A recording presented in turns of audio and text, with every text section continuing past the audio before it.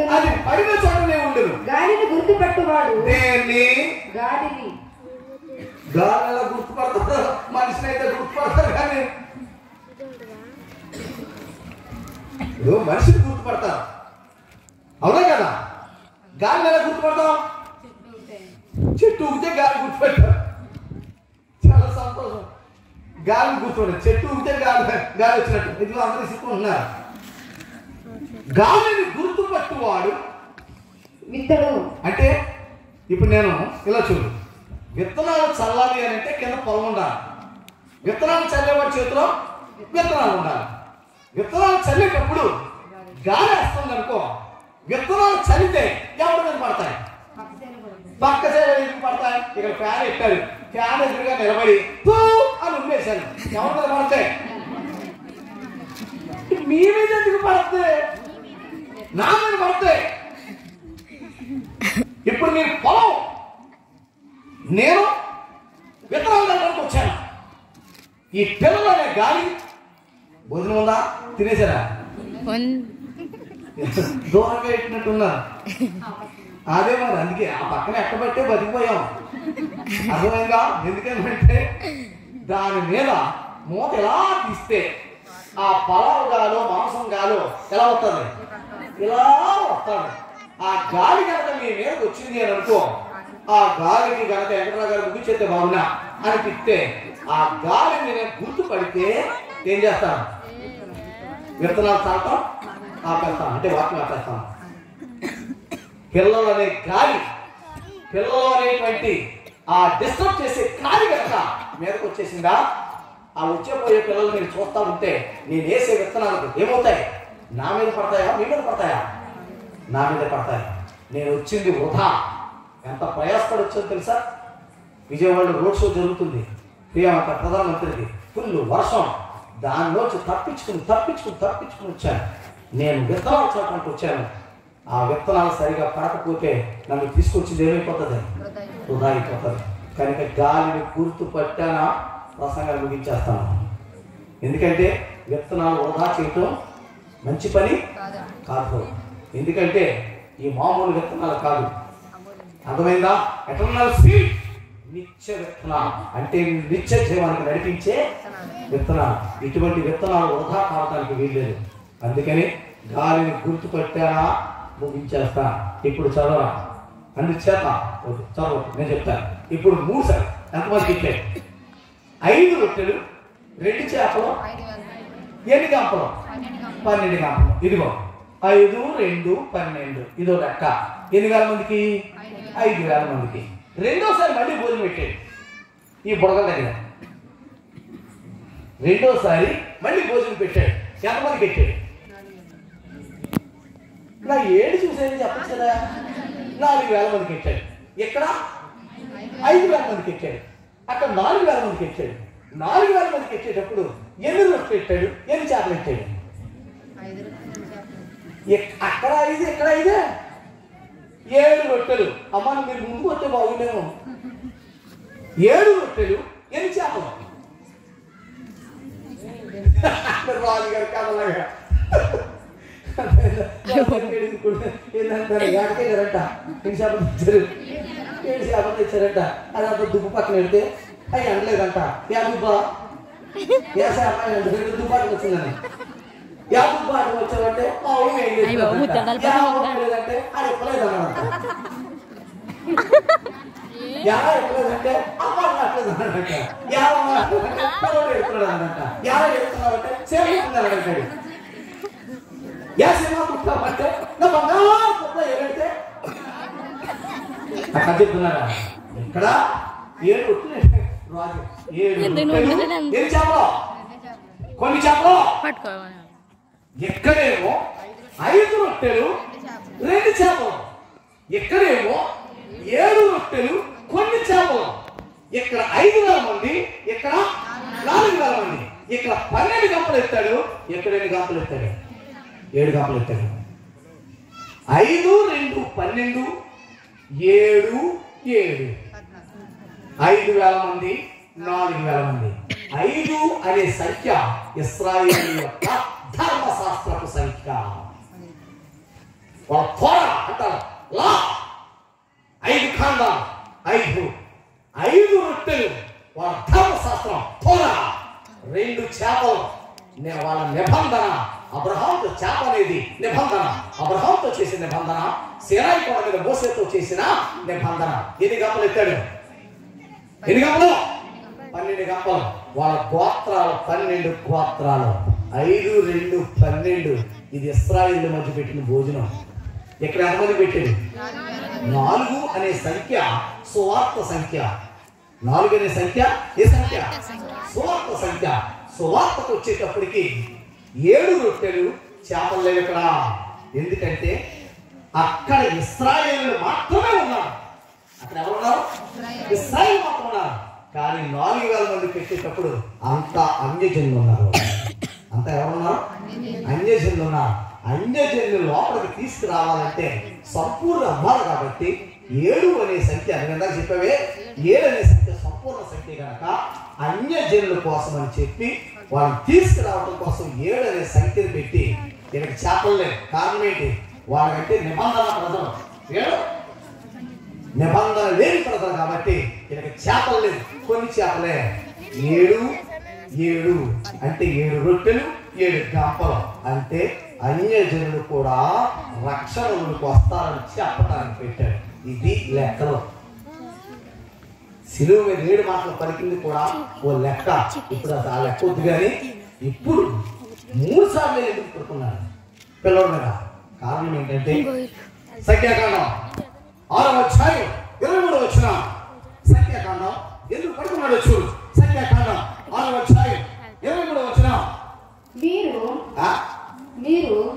మీరు ఇశ్రాయేలీయులను ఇలాగు దీవింపవలెను చూడు చాలా జాగ్రత్తగా విను మీరు ఇశ్రాయేలీయులను ఇలాగు దీవింపవలెను యెహోవా చాలా జాగ్రత్తగా వినాలి మీ చూపంతా నా మీద ఉండాలి మీరు ఇశ్రాయేలీయులను దేవుడు చెప్తున్నాడు ఇశ్రాయేలుని ఇలా దీవించాలన్నాడు ఆ దీవెన ఏంటంటే చదువు యెహోవా నిన్ను ఆశీర్వదించి నిన్ను కాపాడును గాక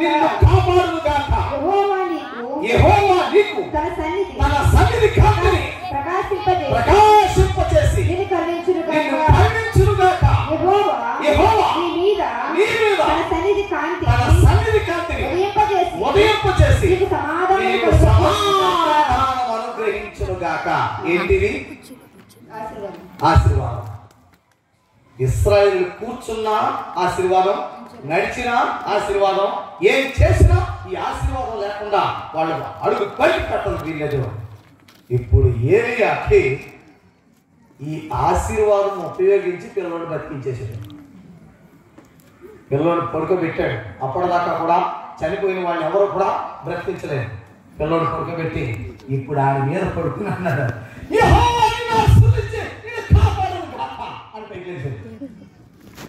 మళ్ళీ పడుకున్నాడు యెహోవా తన సన్నిధి కాంతిని నీ మీద ప్రకాశింపచేసి నిన్ను కరుణించును గాక అన్నాడు అంటే యెహోవా సన్నిధి కాంతి అంటే వెలుగు వెలుగు నీ మీద ప్రకాశింపజేయను గాక అంటే ఆ చచ్చినోళ్ళలో ఏముంది వెలుగు వచ్చింది అంటే చచ్చినోళ్ళలో ఏముంది చీకటి ఉంది చచ్చినోళ్ళలో ఏముంది చీకటి ఉంది వెలుగు ఎప్పుడైతే వస్తాడో ఆ వెలుగుకి చీకటి ఏమవుతుంది వెళ్ళిపోతాడు వెలుగు జీవం అయితే చీకటి మరణం అయితే యెహోవా తన సన్నిధి కాంతిని ప్రకాశింపచేసి నేను కరుణించును గాక అనగానే ఒక్కసారిగా వెలుగు బయలుకి వచ్చేసిందంటే బయలు ప్రవక్తను సవాల్ చేసినప్పుడు పైనుంచి ఏమొచ్చింది అగ్ని వచ్చేసింది ఈ పిల్లల్ని ఆశీర్వదించినప్పుడు అంతే వెలుగు వచ్చేసింది వెలుగు వాళ్ళకి ఎప్పుడైతే వచ్చేసిందో వాళ్ళలో ఉన్న మరణపు చీకటి ఏమైంది బయటికి వెళ్ళిపోయింది యెహోవా నేను కరుణించి నిన్ను ఆశీర్వదించి నీకు సమాధానం అనుగ్రహించును గాక అనగానే ఒక్కసారి తుల్లి పడేసాడు అంటే ఆ చర్చిలో దేంతో బతికించాడు ఆశీర్వాదం బతికించాడు బాధపడరు కదా బాధపడతారా ఇప్పుడు చెప్పు ఆశీర్వాదం చర్చిలో బతికించాడు దేవాలయానికి వచ్చి ఇలా వేసేసి పరుగు ఏం తీసుకుంటున్నా ఆశీర్వాదం తీసుకోకుండా. అంటే ఒకసారి నువ్వు సభలో కూర్చున్నా, ఒకసారి నువ్వు దేవాలయంలో కూర్చున్నా, నువ్వు వచ్చింది ఏ టైం కాదు. ఏం తీసుకోకుండా అడుగు పెట్టద్దు, ఆశీర్వాదం తీసుకోకుండా అడుగు పెట్టద్దు. ఇప్పుడు చెప్పు, కళ్ళు మూసుకుని ప్రార్థన చేయినా, కళ్ళు తెరిచి ప్రార్థన చేయినా? ఇప్పుడు కనుక నువ్వు ఆశీర్వాదం ప్రసంగం ముగించి ఏం తీసుకుని వెళ్ళాలి? ఆశీర్వాదం తీసుకోకుండా కనుక వెళ్ళావా, దేంతో సమానం? ఆశీర్వాదంతో ఎవరు బ్రతికించాడు? చిన్నపిల్లలు కాదు, చచ్చినోడిని. ఎవరే? చచ్చినోడిని. ఆశీర్వాదం తీసుకోకుండా కనుక ఇక్కడి నుంచి వెళ్ళావా? నేను అన్నా, మీరు నా నోటితో నేను ఎందుకంటాను? కనుక ఒకసారి మీటింగ్లో కూర్చున్నావనంటే ఆశీర్వాదం తీసుకోకుండా అడుగు బయటకు ఎక్కడా. నేను సరదాగా చెప్తున్నానేమో, కానీ ఇందులో ఎంత రహస్యం ఉందో తెలుసా? ఆశీర్వాదం తీసుకోకుండా అడుగు పెట్టావా, నీ దేవుని సన్నిధి నీతో ఉండనే ఉండదా. ఎందుకు వచ్చావు, ఎందుకు పోయావో నీకే తెలీదా? దేవాలయంలో అడుగు పెట్టావంటే ఆశీర్వాదం తీసుకోకుండా అడుగు పెట్టద్దా? సభలో అడుగు పెట్టావంటే ఆశీర్వాదం తీసుకోకుండా అడుగు పెట్టద్దా? కనుక ఆశీర్వాదం అంటే అంత విలువ, ఆశీర్వాదం అంటే అంత గొప్పది. నీ ప్రాణానికి భద్రత, నీ దేవుని సన్నిధి నీకు తోడు ఆశీర్వాదం అంటే. కనుక ఇశ్రాయేలు వెళ్ళినా, నుంచున్నా, పరిగెత్తినా, నడిచినా, కూర్చున్నా ఆశీర్వాదం లేకుండా వాళ్ళ జీవితం లేదు. కనుక ఇప్పుడు ప్రార్థన చేస్తున్నాను, కూర్చున్న లెక్కగానే ఉండాలి. పరిశుద్ధుడైన మా తండ్రి, కృపల దేవ, మహోన్నతుడా నీ స్తోత్ర అయ్యా. నా నెల్లూరు చర్చిని బట్టి నీ స్తోత్ర. కాస్పాడు ప్యారిస్ గారిని బట్టి, అలాగే నాయన ప్యారిస్ సిఆర్ గారు, ప్యారిస్ పెద్దలను బట్టి ప్రభువా నాయన, అలాగే తండ్రి నాయన ఇక్కడ ప్రభు తండ్రి స్త్రీల సమాజం, యవనస్తులు, చిన్నబిడ్డలు, సంఘ కుటుంబాలను బట్టి ప్రభువా నాయన, గ్రామ కుటుంబాలను బట్టి తండ్రి నీ స్తోత్రం, సభల కమిటీ వారిని బట్టి తండ్రి నీ స్తోత్రం, ట్రెజరర్ నాయన, సెక్రటరీ అందరినీ కూడా ప్రభు దీవించండి, సహాయం చేయండి. మా ప్రియులు నాయన ఇదిగో తండ్రి నాయన నన్ను ఇక్కడ ప్రేమతో ఆహ్వానించినటువంటి మా ప్రియులు విజయ్ కుమార్ గారిని బట్టి తండ్రి నీ స్తోత్రాలు. అలాగే ప్రభువా నాయన ఇదిగో తండ్రి ఈ ప్యారిష్లోకి ప్రభువా 16 సంవత్సరాల క్రితం, నాయన 17 సంవత్సరాల క్రితం అడుగుపెట్టిన కానించి నాకు ప్రభువా మంచి స్నేహితులుగా ఉన్నటువంటి చిన్న బాబ్జీ గారిని బట్టి కూడా తండ్రి నీ స్తోత్రాలు. అయ్యా ఇదిగో తండ్రి నాయన అప్పుడు వచ్చినటువంటి ప్రతి ఒక్కరిని బట్టి తండ్రి నీ స్తోత్రాలు. బిడ్డను బలపరచండి, నీ దాసులను అలాగే దూర ప్రాంతాల నుంచి ఎంతమంది వచ్చినా బలపరిచి సహాయం చేయండి. నీ దాసులను బలహీనులను ప్రభువా నీ సన్నిధిలోని పక్షంగా నిలబడుతున్నా బలపరచండి. వాక్యంలో సత్యములతో బిడ్డలతో మాట్లాడమని, ఎవరు అలక్ష్యంగా కానీ, నిర్లక్ష్యంగా కానీ, విమర్శనాత్మకంగా కానీ వాక్యాన్ని అనుకున్నా పూర్ణాంగీకారంతో వాక్యాన్ని విని ఆ ప్రకారంగా తమను సరి చేసుకునేటువంటి కృప ప్రతి ఒక్కరికి అనుగ్రహించమని యేసు నామమున అడుగుతున్నాను తండ్రి, ఆమేన్. దేవునికి వందనాలు. నన్ను ప్రేమతో ఆహ్వానించినటువంటి మరి ప్యారిస్ పాస్టర్ గారు, ఎస్ఎఫ్ రాజు గారికి నా హృదయపూర్వక వందనాలు, ప్యారిస్ డెలిగేట్ గారికి నా హృదయపూర్వక వందనాలు తెలియజేస్తున్నాం. అదే రీతిగా ప్యారిస్ సిఆర్ గారికి, అదే రీతిగా నా ప్రియుడు మరి యొక్క చిన్న బాబ్జీ గారికి నా హృదయపూర్వక వందనాలు. 17 సంవత్సరాల క్రితం వచ్చినప్పుడు మొట్టమొదట వీళ్ళంతా కూడా ఉండేవారు. అప్పటి నుంచి కూడా మంచి మిత్రులు. అలాగే నేను ఇక్కడ రావడానికి నాకు ఎంతో సహకరించిన విజయ్ కుమార్ గారికి కూడా నా హృదయపూర్వక వందనాలు. అలాగే వేదిక మీద ఉన్నవారు, అలాగే సిఆర్ గారు, దైవజనులు ఉన్నారు, వారందరికీ కూడా నా హృదయపూర్వక వందనాలు. అలాగే స్త్రీ సమాజం, యవనస్తులు, సంఘ కుటుంబాలు, ఆర్కెస్ట్రా వారు, సౌండ్ సిస్టమ్ వారు అందరికీ కూడా నా హృదయపూర్వకమైనటువంటి వందనాలు తెలియజేస్తున్నాను. దూర ప్రాంతాల నుంచి వచ్చినటువంటి ప్రతి ఒక్కరికి కూడా నా హృదయపూర్వకమైనటువంటి వందనాలు తెలియజేస్తున్నాను. మంచిది, సమయాన్ని వృధా చేయకుండా వాక్య ధ్యానంలోకి వెళ్ళిపోదాం. ఎందుకంటే చాలా గొప్ప అవకాశాన్ని నాకు అందించారు కనుక ఆ సమయాన్ని నేను వృధా చేసుకోదలుచుకోలేదు. కనుక వాక్య ధ్యానంలోకి వెళ్ళిపోదాం. చదువుమా యెషయా గ్రంథం 45వ అధ్యాయం 20వ వచనం. ఇశ్రాయేలునకు ఆశ్రయుడా,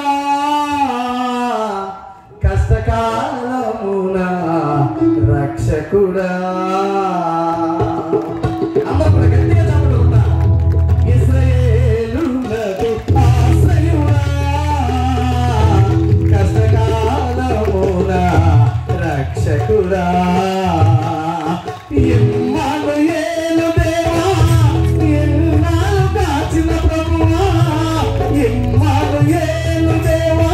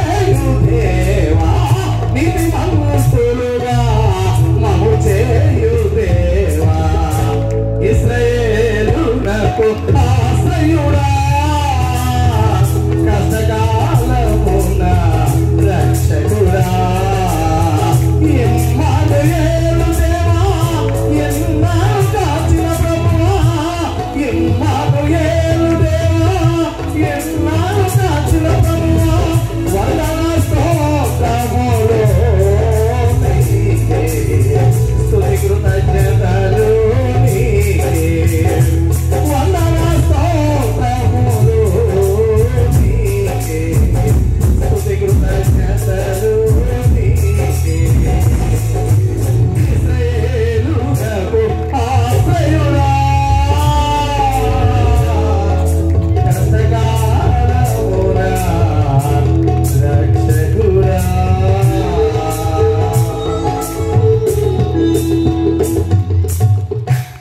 మరొకసారి నా ప్రియమిత్రుడు అనిల్ కూడా నా ప్రత్యేకమైనటువంటి వందనాలు తెలియజేస్తున్నా. చదువు తల్లి. బూదిగంత నివాసులారా రేయ్ ఏం చెప్పాను? కుదురు కూర్చోండి, లేదంటే వెనకాల వెళ్ళి ఆడుకోండి. ఆ బైక్ వెళ్ళి చదువుమా. బూదిగంత నివాసులారా భూమిగంత నివాసులారా. నా వైపు చూచి ఎవరి వైపు? దేవుడి వైపు చూచి దేవుని వైపు. దేవుడు అంటే యేసా, యెహోవాయా, పరిశుద్ధాత్మ? ఆ? యెహోవా దేవుని వైపు చూస్తే రక్షణ పొందుడి. రక్షణ. మరి యేసయ్యను చూస్తే రక్షణ పొందరా?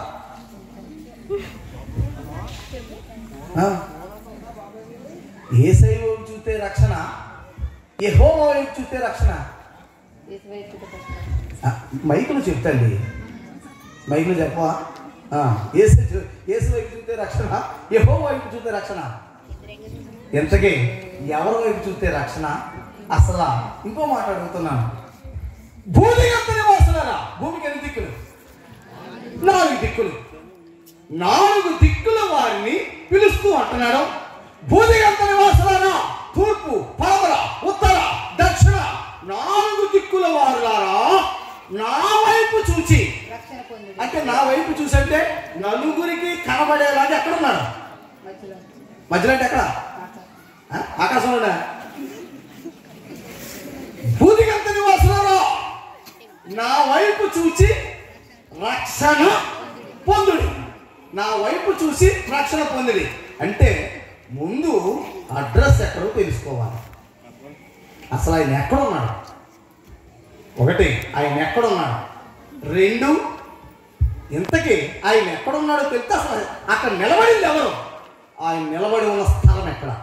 అది తెలిస్తే తప్ప భూమిగంత నివాసులారా అంటే భూమి నలుదిక్కులు ఉన్నటువంటి ప్రజలారా నా వైపు చూచి రక్షణ పొందిని. నా వైపు అనే దాన్ని ముందు చూద్దాం.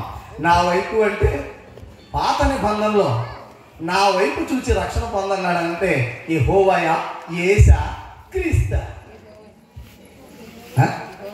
యెహోవాయే. అంటే యెహోవా వైపు చూస్తేనే రక్షణ. మరి పాత కొత్త నిబంధన ఎందుకు? తీసేయి, చింపేయి. మరి యెహోవా వైపు చూస్తే రక్షణ అయితే మరి కొత్త నిబంధనలు ఆయన ఎందుకు వచ్చాడు? ధర్మశాస్త్రం నెరవేర్చడానికి వచ్చాడా? మరి ధర్మశాస్త్రం మందా? ఇశ్రాయేలుదా? నువ్వు ఎక్కడ ఏ మాట నీ నోటంతా వస్తుందో అదే ప్రసంగం వెళ్తుంది. ఇక్కడ నువ్వు అన్నావు కదా ఇప్పుడు ధర్మశాస్త్రం నెరవేర్చడానికి వచ్చాడు అంతేనా? అదే కదా నువ్వు అన్నది. దాని చేత చూడు ఒకసారి యోహాను సువార్త 1వ అధ్యాయం 17వ వచనం. అరే అమ్మాయి కొంత కదా ధర్మశాస్త్రం మోషే ద్వారా అది నీ నోట్ అంటే ఏది వస్తే అదే అదే బయటకు వెళ్తాడు. ఇప్పుడు ధర్మశాస్త్రం మోషే ద్వారా అనుగ్రహింపబడెను. మోషే ద్వారా అనుగ్రహింపబడెను. కృపయు సత్యమును యేసుక్రీస్తు ద్వారా కలిగెను. ఇదేది పాత నిబంధన, ఏది కొత్త నిబంధన? ధర్మశాస్త్రం పాత నిబంధన. కృప సత్యములండి. కృప సత్యం కొత్త నిబంధన. మరి ఇప్పుడు పాత నిబంధనలో యెహోవా ద్వారానే రక్షణ అయితే మరి కృపా సత్యం ఎందుకు?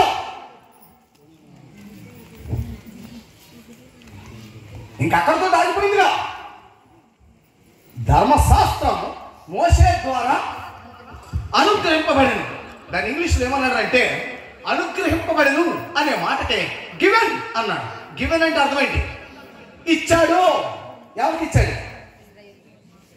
ఎవరికి ఇచ్చాడు? మోషేకి ఇచ్చాడు. మోషేకు ధర్మశాస్త్రమును ఇచ్చాను. అవునా? కృపా సత్యము యేసుక్రీస్తు ద్వారా కలిగిన అన్నాడు. కలిగిన దానికి ఇంగ్లీష్లో ఏమని ఇచ్చాడంటే కేమ్ అన్నాడు. కేమ్ అంటే వచ్చాడు.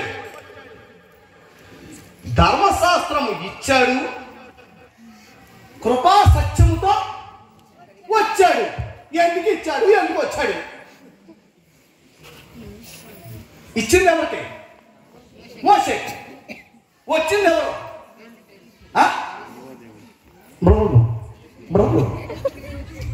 అది నాకు కావాల్సింది ఆన్సర్ కావాలి. మోషేకి ధర్మశాస్త్రం ఇచ్చాడు, కృపా సత్యంతో వచ్చాడు. ఎవరు వచ్చారు? యేసు వారు వచ్చారు. అంతేనా? కృప సత్యం. కృప ఏంటి? సత్యం ఏంటి? కృప అంటే ఏంటి? సత్యం అంటే ఏంటి? సత్యం అంటే ఎప్పుడు కూడా అంటే కృప సత్యం. సత్యం అనేది ఎప్పుడు కూడా అర్థమైందా? సత్యం ఎక్కడ కూర్చుంటుంది, కృప ఎక్కడ కూర్చుంటుంది? సత్యం ఎప్పుడు కూడా చంపేయమంటుంది. సత్యం ఎప్పుడు కూడా ఏమంటుంది? తప్పు చేసిన ఏమంటుంది? చంపేయ్ అంటారు. కృప ఎప్పుడు కూడా తప్పు చేసిన క్షమించి ఒక అవకాశం ఇవ్వంటుంది. సత్యమేమో చంపేయ్, వాడు తప్పు చేశాడు చంపే అంటారు. కృప ఏమంటుంది అని అంటే వాడు తప్పు చేశాడు, ఒక అవకాశం ఇవ్వి. ఒక అవకాశం ఇచ్చి వాడిని ఏం చేయి? తప్పులో నుంచి ఎటువైపు నడిపించు? మంచి వైపు నడిపించు. యోహాను సువార్త 8వ అధ్యాయం. యోహాను సువార్త 8వ అధ్యాయము మొదటి వచనం. యేసు ఒలీవ కొండకు వెళ్ళెను. తెల్లవారగానే యేసు తిరిగి దేవాలయమునకు రాగా ప్రజలందరూ ఆయన యొద్దకు వచ్చిరి. కనుక ఆయన కూర్చుని వారికి బోధించుచుండెను. శాస్త్రులను పరిసయ్యులను వ్యభిచారమందు పట్టబడిన ఒక స్త్రీ పట్టబడిన ఒక స్త్రీని అంటే అమ్మా, స్త్రీ అంటే కన్య అంటే వివాహమైంది. వివాహమైన వాళ్ళు వ్యభిచారం ఎందుకు చేయాలి? అంటే ఎవరు మోసం చేస్తున్నారు? భర్తను మోసం చేయొచ్చా? ఒక స్త్రీ వ్యభిచారం చేయుచుండా ఏమన్నాడు అక్కడ? చేయుచుండా గాక ఏముంది? గాక ఏముందమ్మా? అయ్యో, గాక దీర్ఘం ఉంది. వ్యభిచారం చేయుచుండగా ఎంతమంది దొరుకుతారు? ఎంతమంది దొరుకుతారంటే ఇద్దరు. మరి తీసుకొచ్చింది ఎంతమందిని? ఒక అమ్మాయినే. మరి అది పారిపోలేదు. డబ్బులు ఉన్నవాడు అనుకుంటాను, పలుకోడు ఉన్నవాడు అనుకుంటాను. అర్థమైందా? ఎంత ఈజీగా తప్పించుకున్నాడు చూసావా? ఆ అమ్మాయికి వెనక ముందు ఎవరు లేక, అడిగేవాళ్ళు లేక, ఏమి లేక ఆ అమ్మాయిని ఒకరిని పట్టుకుని ఎక్కడ తీసుకెళ్ళిపోతున్నారు? మోసే ధర్మశాస్త్రం ప్రకారంగా ఏమి ఇచ్చి కొట్టాలి? రాళ్ళు ఇచ్చి కొట్టాలి కనుక తీసుకెళ్ళిపోయి చంపేస్తాకు తీసుకెళ్తున్నారు. తీసుకెళ్తా పోయి వాళ్ళు పోకుండా ఎవరి దగ్గర తెచ్చారు? యేసుడు వారి దగ్గర తెచ్చి ఈయనేమంటాడో చూద్దామని కూడా ఈ స్త్రీ వ్యభిచారం చేయుచుండగా పట్టబడింది అన్నాడు. నువ్వేం చెప్తావు? మోసే ధర్మశాస్త్రంలో ఆ అమ్మాయి తప్పు చేసింది కాబట్టి రాళ్ళెట్టుకు చంపేమన్నాడు కదా, చంపేయడానికి తీసుకెళ్తున్నావు, నువ్వేం చెప్తావు అన్నాడు. ఆ కూర్చున్న ఆయన కృప సత్యమా? కృప. కూర్చున్న ఆయన పేరు కృప సత్యమా? తెలివైన సమాధానం చెప్తామో. కృప సత్యమా? కృప అంటే ఈసారికి క్షమించి మరొక అవకాశం. సత్యం అంటే అలాంటే రాళ్ళెట్టుకు చంపేయండి అనేది సత్యం. ఇప్పుడు చంపేయమన్నాడా, క్షమించమన్నాడా? అంటే కూర్చున్నది ఎవరో? కృప. కూర్చున్నది ఎవరో? మరి సత్యం ఎక్కడ ఉంది? ధర్మశాస్త్రం మోషే ద్వారా ఇచ్చాడు. కృపా సత్యం యేసుక్రీస్తు ద్వారా వచ్చాను. యేసు క్రీస్తు. యేసు ఎవరు, క్రీస్తు ఎవరు? ఇద్దరు ఒకటేనా? యేసు ఎవరు, క్రీస్తు ఎవరు? యేసు ఎవరు, క్రీస్తు ఎవరు చూస్తావా? చూడు, రోమపత్రిక 1వ అధ్యాయం. అమ్మా ఇలా చూడు, 1వ అధ్యాయం అంటే ఏం చదువుదామని? ఇలా చూడు, నేను చెప్పిన మాట మీరు. 1వ అధ్యాయం 1, 2, 3, 4, 5, 6, 7, 8, 9, 10, 11 లైన్ చదువు. లైను వచనం కాదు.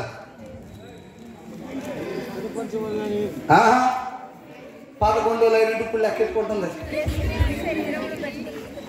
చదవమా.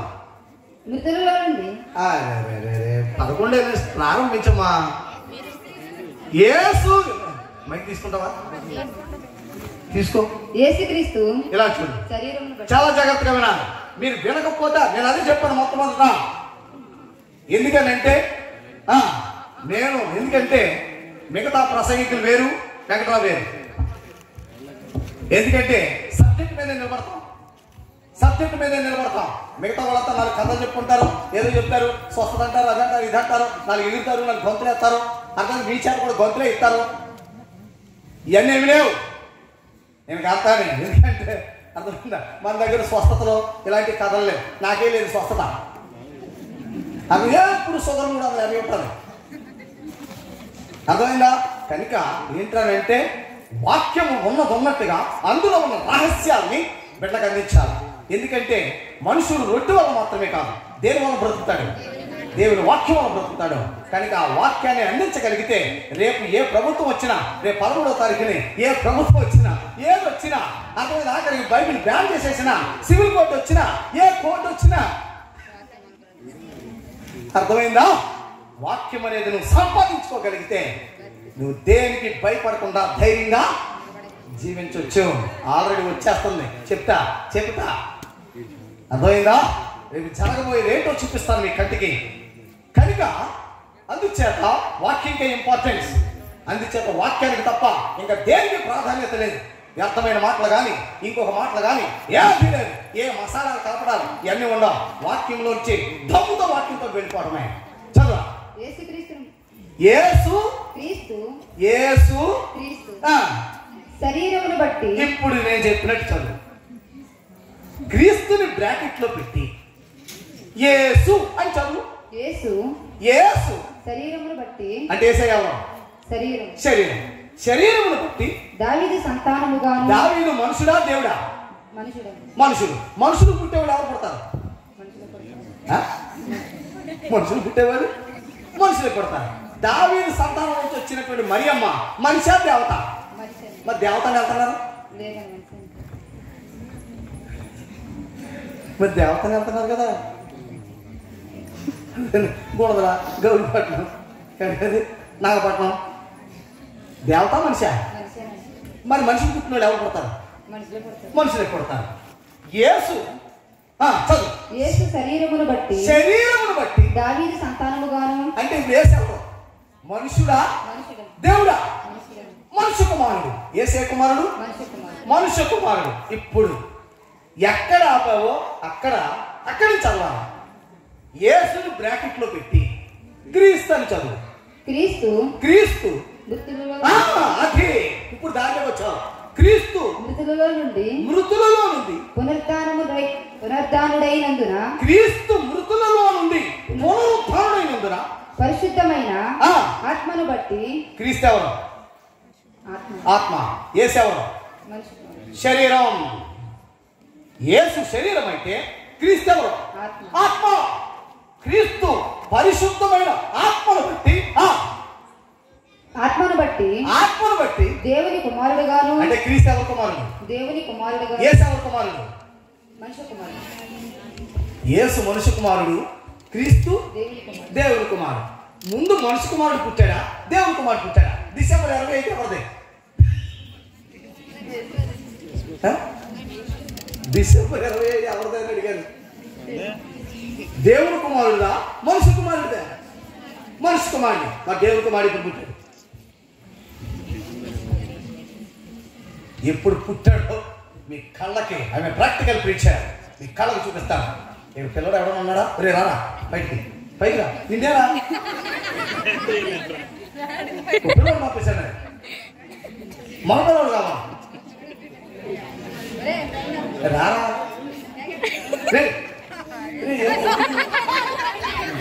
ఎవరైనా మగపిల్లడు రండి రా చిన్నాడు రా నాన్న ఎవరో ఒకరు రండి కదలబాల టైం వేసి చేయకుండా ఒకరు రైట్ రా బాబా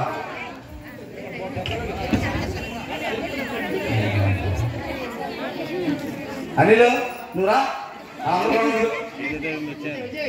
నేను ఎవరుతున్నాను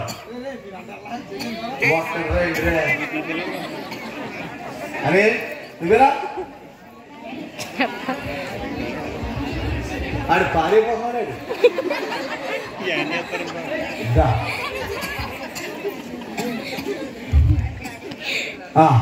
నేను చెప్పిన మార్చాను హెబ్రీ పత్రిక మొదటి అధ్యాయం 5వ వచనం అనిల్ నన్ను గట్టిగా పట్టుకో అలా కాదు నా వైపు వాళ్ళ వైపు కాదు అనిల్ పొట్ట ఎక్కువ ఉంది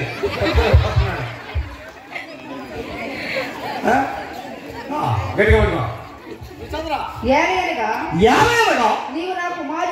నీవు నా కుమారుడవు నేడు నేను నిన్ను కని ఉన్నాను చాలు చాలు వెళ్ళిపోతున్నా ఏమనగా నీవు నా కుమారుడవు అంటే అప్పుడు ఎక్కడ ఉన్నాడా నాలో ఉన్నాడా బయట ఉన్నాడా బయట ఎందుకున్నాడు నీవు నా కుమారుడు బయట ఉన్నాడా నన్ను చూసైనా చెప్పాలి బయట ఉన్నాడా లోపల ఉన్నాడా నాలో ఉన్నాడు నేను నిన్ను కని ఉన్నాను బయటకు వచ్చేసాడు ఇంతకీ ఆ మాటలు చెప్పేది తల్లా తండ్రి తండ్రి భూమి మీద కన్నాడా పరలోకంలో కన్నాడా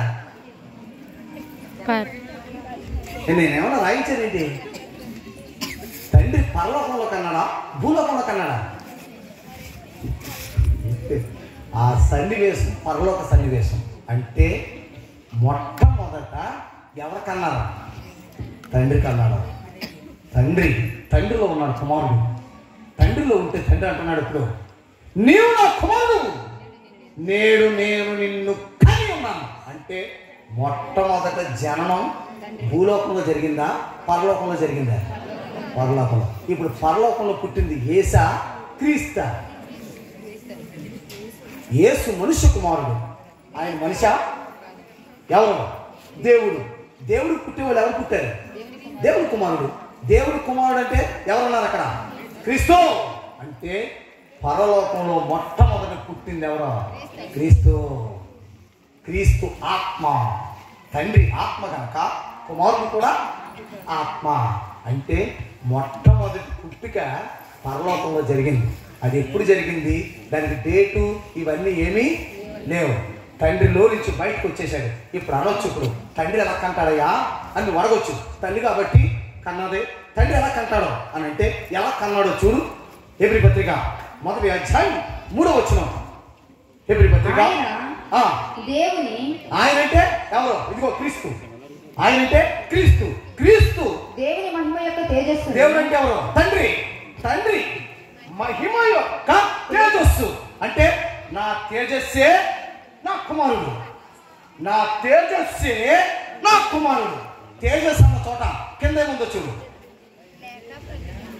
ప్రతిబింబం అంటే అర్థమైంది నేడా అంటే నేను నిజమైతే నా కుమారుడు ఏమై ఉన్నాడు నీడై ఉన్నాడు నేను నిజం నా కుమారుడు నీడ ఇద్దరం కలిసి ఉన్నాం నిజాన్ని నేనే ఎవరైనా విడదీయగలరా విడదీయలేదు కానీ నువ్వు నేను కలిపి విడదీసేసాం మన పాపం విడదీసేసిందా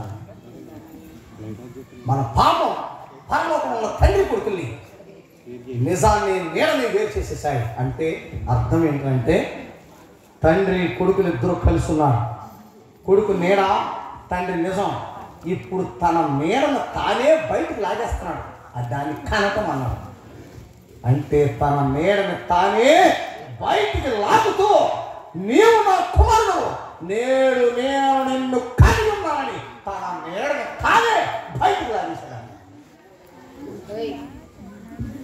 ఆ నీడని ఏం చేశాడు ఇప్పుడు ఇప్పుడు పరలోకంలో బయటకు వచ్చిన నీడ దేవుని కుమారుడైన క్రీస్తు ఆత్మ. ఇప్పుడు ఈ ఆత్మైన కుమారుడిని, వాక్యమైనటువంటి కుమారుడైనటువంటి క్రీస్తుని ఎక్కడికి పంపించాడు? ఎక్కడికి పంపించాడు? భూలోకానికి వచ్చేసాడు. ఇప్పుడు పరలోకంలో నుంచి క్రీస్తు ఆత్మ, కుమారుడు, దేవుని కుమారుడు అయినటువంటి క్రీస్తు ఆత్మ భూలోకానికి వచ్చేసింది. భూలోకానికి వచ్చి ఎక్కడ ఉన్నాడో ఇప్పుడు చదువు. హెబ్రీ పత్రిక 10వ అధ్యాయం. వెళ్ళిపోదు కదా ఒక్క నిమిషం. హెబ్రీ పత్రిక 10వ అధ్యాయం 5వ వచనం. కాబట్టి ఆయనంటే కుమారుడైన క్రీస్తు, దేవుని కుమారుడైన క్రీస్తు ఆయన ఈ లోకమందు, ఏ లోకం? పరలోకమా భూలోకమా? భూలోకమందు ప్రవేశించినప్పుడు ఎవరిలోకి ప్రవేశిస్తున్నాడంటే చెట్లోక, కొమ్మలోక, పొట్లోక, మనుషుల్లోకి ఎందుకు ప్రవేశిస్తున్నాడు? మరియమ్మలోకి. ఎవరిలోకి? మరియమ్మలోకి ప్రవేశిస్తున్నాడు. అంటే మరియమ్మ ముందు నిలబడ్డాడు. నిలబడి ఎవరితో మాట్లాడుతున్నాడు? తండ్రి. మొత్తానికి నువ్వు తగిలిందండి. గబ్రియల్తో కాదు, తండ్రితో మాట్లాడుతున్నాడా? గబ్రియల్ అంత ముందు వచ్చి వెళ్ళిపోయింది. దయా ప్రార్థన క్రిస్మస్ రోజు వచ్చిపోయింది. తండ్రితో చెప్తున్నాడు. మరియమ్మ ఎదురుగా ఉండి తండ్రితో చెప్తున్నాడు, తండ్రి ఈ లోకమందు ప్రవేశించినప్పుడు, అంటే మరియమ్మలోకి ప్రవేశించేటప్పుడు ఎవరితో? తండ్రితో. ఏమని? బలియు అర్పణయు నీవు కోరలేదు కానీ నాకు ఒక శరీరమును అమర్చితివి. ఏం మాట అండి అసలు అదే? నాకు ఒక శరీరమును అంటే వచ్చింది ఎవరు? ఆత్మ. ఇప్పుడు ఆత్మ ఎవరిలో ప్రవేశం చేస్తుంది? మరియమ్మలోకి ప్రవేశం చేస్తే మరియమ్మ ఆత్మకి ఏం కట్టింది? శరీరం కట్టబోతుంది. అంటే శరీరం ధరించుకుని వచ్చాడు కనుక యేసు లోపలికి వెళ్ళింది ఆత్మ, కుమారుడైన దేవుని కుమారుడైన క్రీస్తు. అనగా మరియమ్మలోకి ప్రవేశించే ముందు తండ్రితో చెప్తున్నాడు, బలి అర్పణ నీవు కోరలేదు కానీ నాకు ఒక శరీరం అమర్చితివి. పూర్ణ హోమములను పాప పరిహారార్థ బలులు నీకు ఇష్టమైనవి కావు. అప్పుడు నేను గ్రంథపు చుట్టలో రాయబడిన ప్రకారం దేవా నీ చిత్తము నెరవేర్చుటకు, నీ చిత్తము నెరవేర్చుటకు ఎక్కడి నుంచి? ఇదిగో నేను వచ్చి. ఎక్కడి నుంచి? పరలోకము నుండి భూలోకమునకు నీ చిత్తము నెరవేర్చుటకు పరలోకము నుండి భూలోకమునకు వచ్చి తిని అని చెప్పి మరియంలోకి వెళ్ళిపోయాడు. మరియంలోకి వెళ్ళి శరీరం ధరించుకుని బయటకు వచ్చేసాడు. శరీరం ధరించుకుని బయటకు వచ్చింది యేసు, మనుష్య కుమారుడు. లోపల ఉన్న క్రీస్తు దేవుని ఆత్మైన దేవుని కుమారుడు. ఇప్పుడు చెప్పు, కృప ఎవరు? సత్యం ఎవరు? కృప యేసు, సత్యం క్రీస్తు. ఎందుకు సత్యం క్రీస్తు? సత్యం ఎక్కడి నుంచి వచ్చింది? పరలోకం నుంచి వచ్చింది. సత్యము పరలోకం నుంచి వచ్చింది. సత్యం ఎప్పుడు కూడా చంపేమంటది. అందుకనే రెండవ రాకల్లో వచ్చేటువంటి క్రీస్తు తీర్పరి, జడ్జిమెంట్ అంటే చంపే. యేసు నీ నిమిత్తం, నా నిమిత్తం పాపాన్ని క్షమించి అవసరమైతే నీ కోసం చనిపోవటానికి వచ్చినటువంటి, అర్థమైందా, రక్షణ ఇవ్వటానికి వచ్చినటువంటి యేసు. కృప అంటే యేసు కృప, క్రీస్తు సత్యం. ఇప్పుడు ఆ వ్యభిచారం చేత అని వెళ్ళి థ్యాంక్ యూ. ఆ వ్యభిచారం చేత పట్టబడిన అమ్మాయిని తీసుకొచ్చినప్పుడు కృపతో మాట్లాడుతున్నాడా, సత్యంతో మాట్లాడుతున్నాడా? కృపతోటే మాట్లాడుతున్నాడు. కృపతోటి ఎలా మాట్లాడుతున్నాడో నీకు చూపిస్తాను. నేల మీద ఉండి ఏమో రాయిచున్నాడు. వాళ్ళ పట్టు వదలక అడగగా పైకి లేచి మీలో పాపం లేనివాడు ఎవడో మొదట రాయండి అని చెప్పేసేసి మళ్ళీ రాయించుండాను. ఎన్నిసార్లు రాశాడు? నువ్వు చాలా స్పష్టంగా మాట్లాడాలి. ఎన్నిసార్లు రాశాడు? 2 సార్లు రాశాడు. అవునా కదా? అలాగే ఉండు. ఇప్పుడు ధర్మశాస్త్రం ఎవరికి ఇచ్చాడు? మోషేకి ఇచ్చాడు. ఎన్నిసార్లు రాశాడు? 2 సార్లు రాశాడు. మొదటిసారి ధర్మశాస్త్రం ఇస్తాక పైకి రమ్మన్నాడు. పైకి రమ్మని ధర్మశాస్త్రం పదార్థం రాసిన తర్వాత ఆ పదార్థం ఇచ్చి కింద ఆ గోడని పూజ కిందకి వెళ్ళన్నాడు.